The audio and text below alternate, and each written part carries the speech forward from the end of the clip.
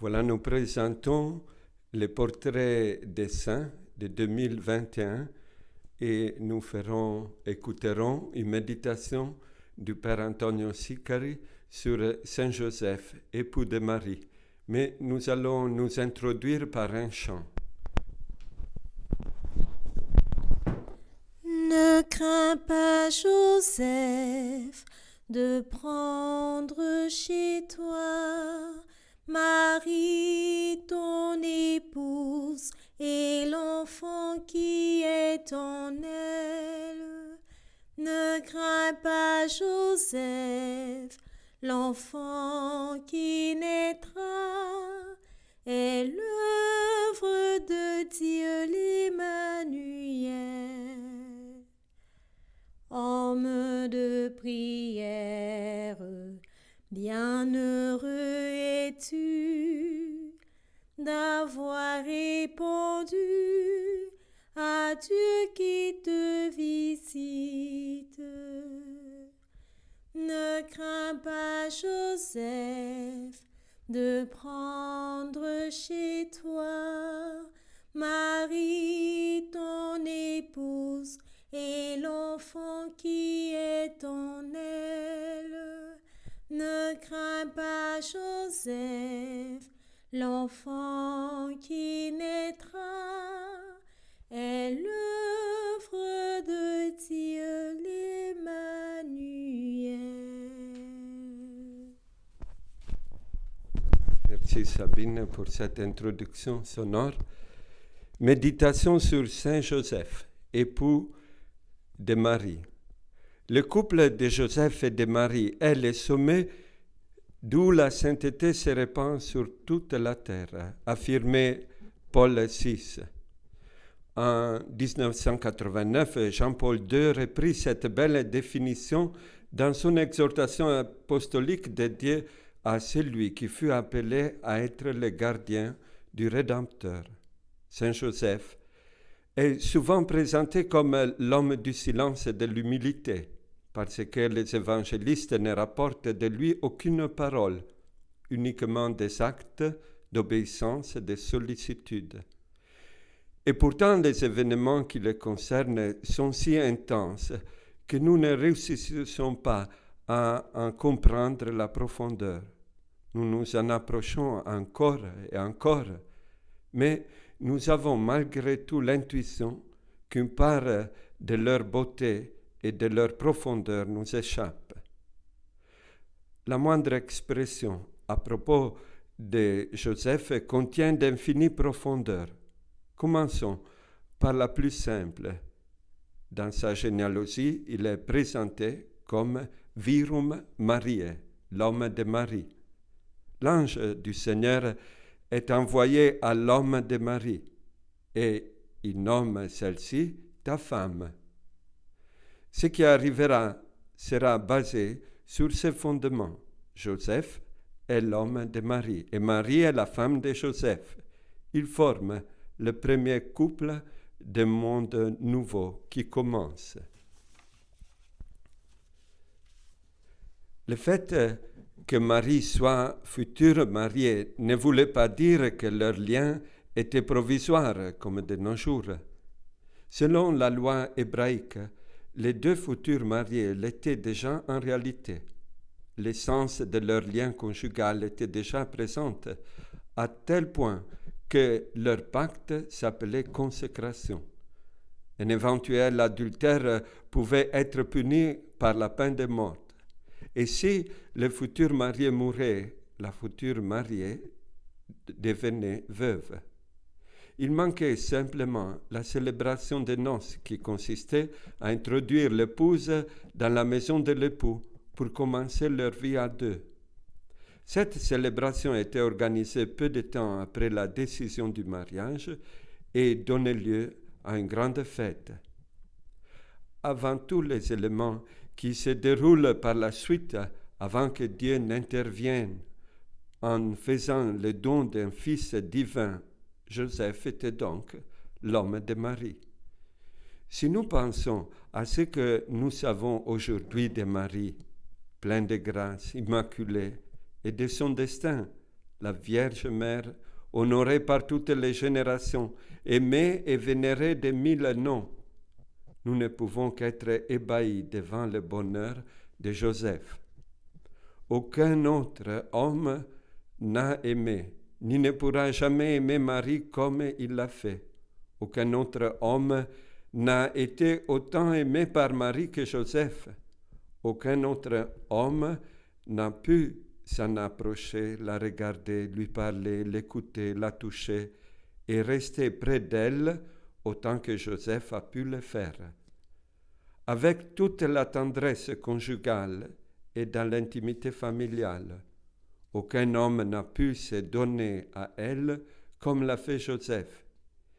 Il a un ineffable titre de gloire, celui d'avoir fait battre le cœur de Marie de façon si particulière, disait le cardinal Anastasio Balestrero. Il n'y a aucun autre homme auquel Marie se soit donnée d'une telle façon, personne à qui elle se soit aussi intimement confiée, en lui offrant de façon conjugale sa propre personne. Certes, en ce qui concerne leur lien conjugal, Dieu leur a fait un don si grand que leur fécondité en était comblée totalement et leurs corps ont été virginellement consacrés. Mais ceci n'enlève rien au don réciproque de leur personne. Celui-ci fut plutôt dilaté et approfondi. Le fait que Marie ait déclaré à l'ange qu'elle ne connaît point d'homme et que Joseph ait accepté de la respecter dans sa sainte virginité en demeurant lui-même vierge, ne nous permet nullement de penser que leur mariage était fade et sans vie, dépourvu de sentiments et d'émotions, et que leur relation ait été sans aucune vraie féminité et vraie masculinité. Tout ce qui s'était passé entre Marie et Joseph avant la conception virginale de Jésus, le fait qu'ils soient tombés amoureux, la promesse qu'ils s'étaient faite, les rêves et les projets de leur vie, non seulement n'a pas été aboli, mais au contraire acquis une profondeur inouïe et une destinée éternelle. Arrêtons-nous un peu sur l'image de la très sainte Vierge Marie, sur tout ce que les artistes, les poètes, la musique ont pu chanter d'elle. Humble et élevée plus que créature, disait Dante. Vierge splendide vêtue de soleil, fontaine vive d'espérance, flamme de la charité, plus belle que l'aurore, étoile du matin, nom très doux. Et affirmons simplement que cet insigne trésor a d'abord été confié à Joseph, quand, dans le tranquille village de Nazareth, les jeunes gens s'offrirent réciproquement leur vie. Pouvons-nous encore dire que nous ne savons presque rien de Joseph? Dans son encyclique consacrée à notre saint, le pape Léon XIII enseignait: en vérité, la dignité de la Mère de Dieu est si élevée qu'aucune créature ne peut la surpasser. Comme Joseph a été uni à la bienheureuse Vierge par le lien du mariage, il est incontestable qu'il s'est approché plus que personne de la dignité suréminente au nom de laquelle la Mère de Dieu surpasse si hautement toutes les natures créées. En effet, de toutes les unions, le mariage est la plus intime. Par essence, il entraîne la communauté des biens entre les deux conjoints. Aussi, en donnant Joseph pour époux à la Vierge, Dieu lui offrit non seulement d'être les compagnons de sa vie, les témoins de sa virginité, les protecteurs de son honneur, mais encore, en vertu du lien conjugal, d'avoir part à sa sublime dignité. On va écouter encore une petite strophe du chant pour vivre cette méditation.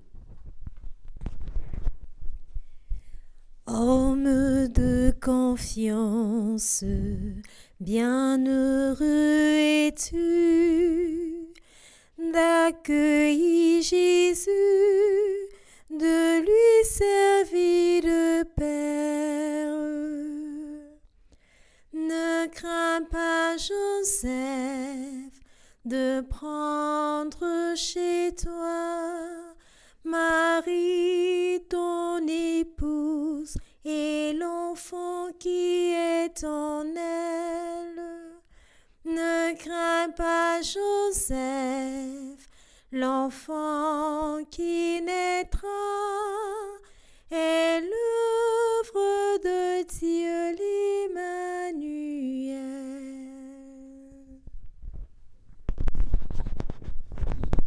Ne crains pas de prendre avec toi Marie, ta femme. Cette seconde brève citation nous ouvre un nouvel accès à l'âme et à la personnalité de Joseph.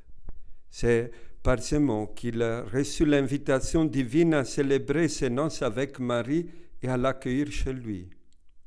Cette crainte, nous le savons, est liée au fait que, bouleversant la dynamique habituelle des dons familiaux, un fils avait été déjà donné à Marie. Dans un mariage normal, l'homme et la femme s'offrent physiquement, devenant une seule chair. Ils offrent ces dons mutuels à Dieu pour qu'il réalise la création de leur enfant. Dieu est créateur, eux, ils sont procréateurs.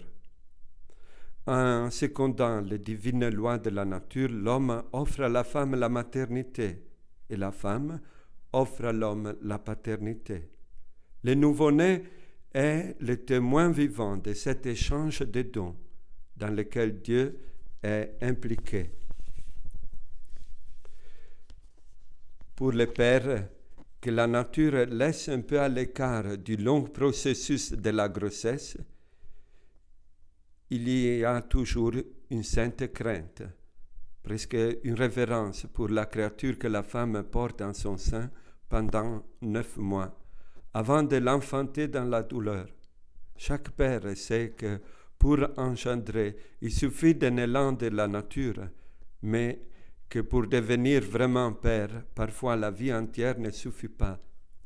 Si le fils de Marie lui était apparu comme le fruit d'une trahison, Joseph aurait souffert des liens si durement brisés.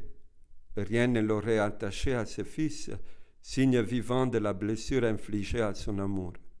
Dans un élan de générosité, il aurait peut-être pu imaginer des circonstances atténuantes, excusantes, au moins un peu sa femme et le fruit non désiré de son sein. Mais de toute façon, c'est la femme qui aurait eu à craindre son jugement et ses décisions. Pourtant, l'ange, lui, évoque la crainte de Joseph, qui était un homme juste.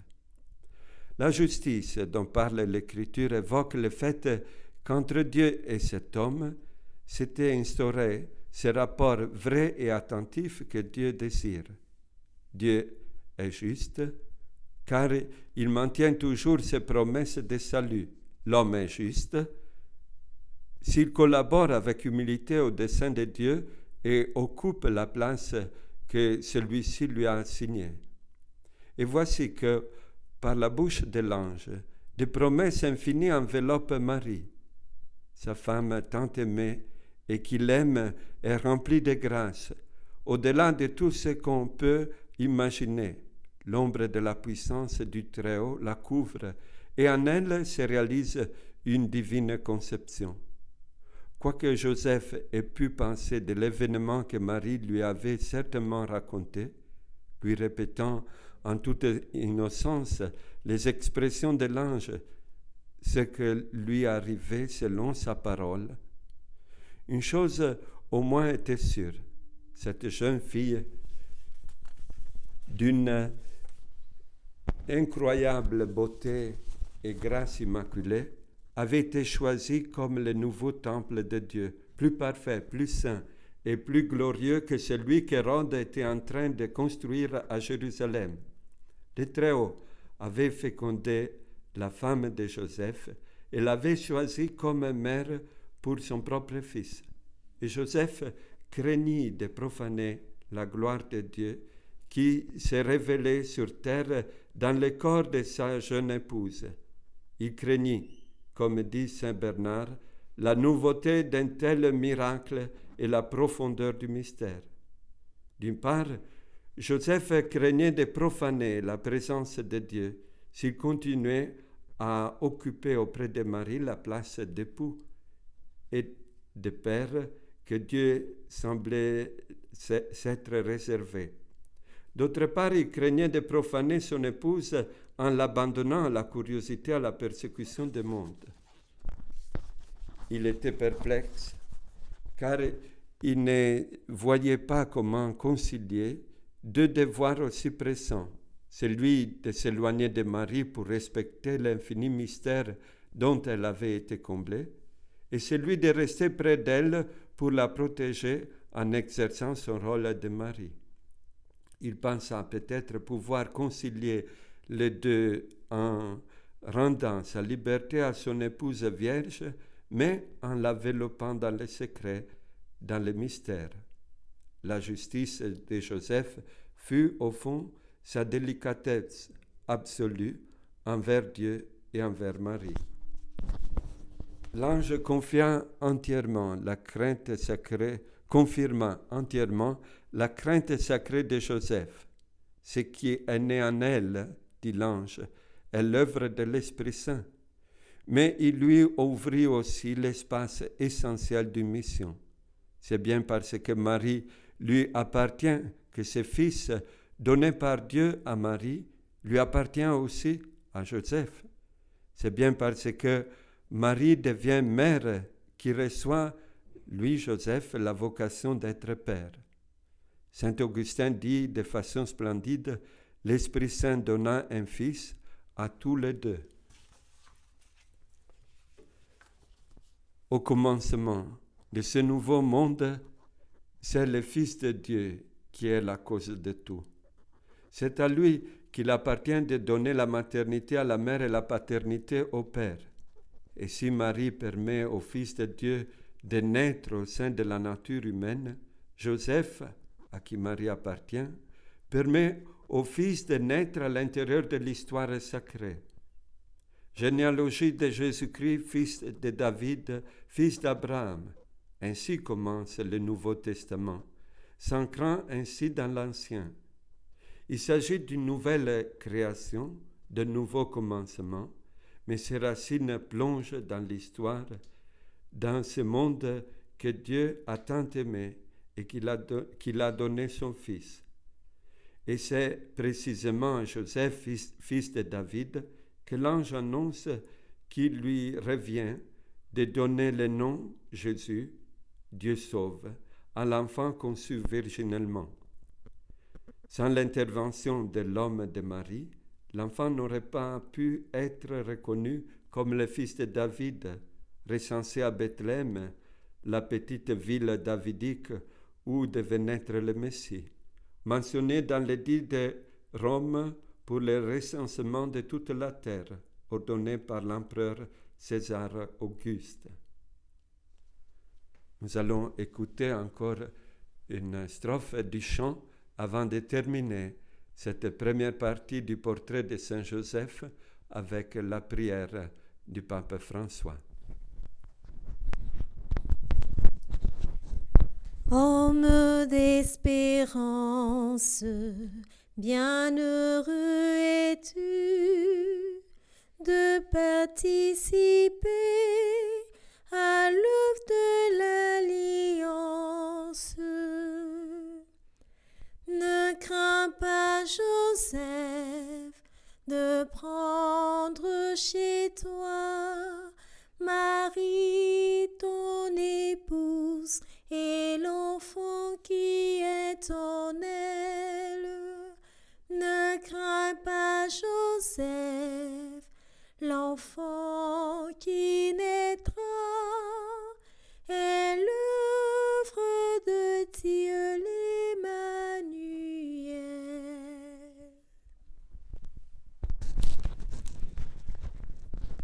Salut, gardien du Rédempteur, époux de la Vierge Marie. À toi Dieu a confié son Fils. En toi Marie a remis sa confiance. Avec toi le Christ est devenu homme. Ô bienheureux Joseph, montre-toi aussi un Père pour nous et conduis-nous sur les chemins de la vie. Obtiens-nous grâce, miséricorde et courage et défends-nous de tout mal. Amen. Une bonne soirée et au prochain rendez-vous.